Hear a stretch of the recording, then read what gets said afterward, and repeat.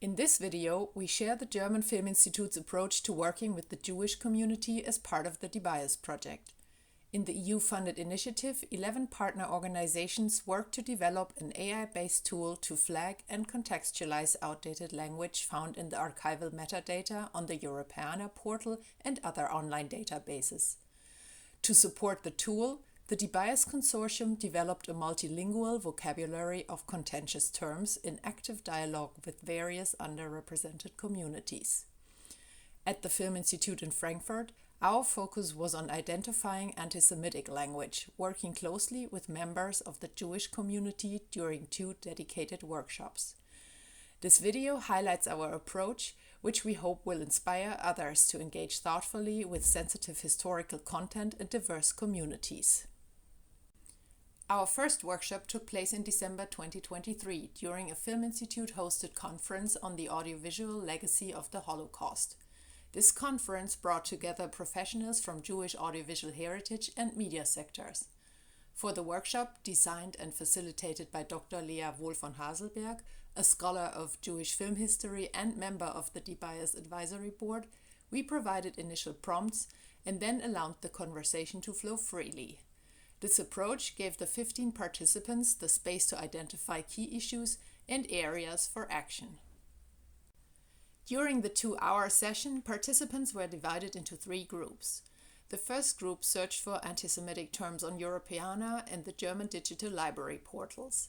They also collaboratively analyzed a contemporary text provided by Lea that focused on Yiddish loanwords and whether they carry negative connotations in the German language.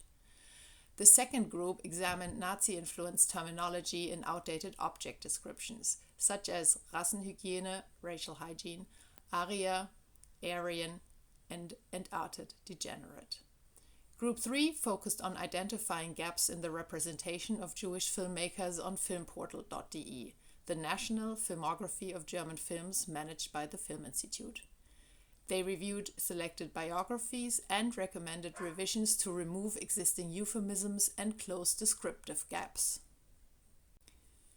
In August 2024, we partnered with the Anne Frank Educational Center in Frankfurt to host a second workshop. Participants included representatives from Jewish museums, research centers, Judaica archives, student associations, and memorial sites. Led by Laura Schilling and Samuel Stern as our allies in this event, the workshop focused on reviewing the vocabulary developed by the DeBias team. Building on the first workshop, the goal of the second was to understand the context of and alternatives to specific anti-Semitic terms that had been added to the German version of the vocabulary. The workshop began by grounding the discussion in personal experience. 4 key questions set the stage: where participants encounter anti-Semitism, how anti-Semitic language surfaces in everyday life, the personal toll it takes, and how they choose to respond. The group was a mix of Jewish and non-Jewish participants, which was seen as an important strength. Many emphasized that confronting anti-Semitism should be a collective effort, underscoring the importance of solidarity in addressing this pervasive problem. After that, participants worked in pairs to evaluate how objects are described on platforms like Europeana, discussing a number of stereotypical images and descriptions of Jews and Judaism, which were pre-selected and made available during the workshop. They also reviewed 25 anti-Semitic and Nazi terms in the DeBias vocabulary, evaluating the controversial terms, their descriptions, and suggested alternatives.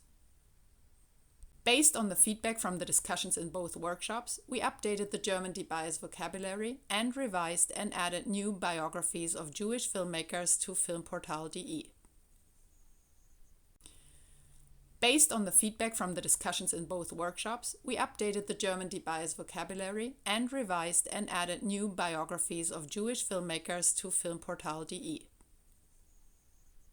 So what are our main tips for effective community engagement based on our experiences? Stay flexible, actively listen to the community's needs and adapt your approach as necessary. Avoid coming in with a rigid plan for the workshop or predetermined outcomes. Be open to what naturally unfolds. Collaborate with the community. Co-facilitate the workshop with a trusted community member to build rapport and strengthen trust within the group. Do your research. Before engaging, leverage available resources and conduct research to ease the burden on the community. It's important that they don't feel like they're doing all the work of educating. Be open to feedback. Stay receptive to feedback, even if it challenges long-standing practices within your organization. Be willing to adapt and evolve based on the community's input. And last but not least, recognize the commitment. Meaningful engagement takes both time and resources. However, remember that small, incremental steps are still progress, better than doing nothing at all.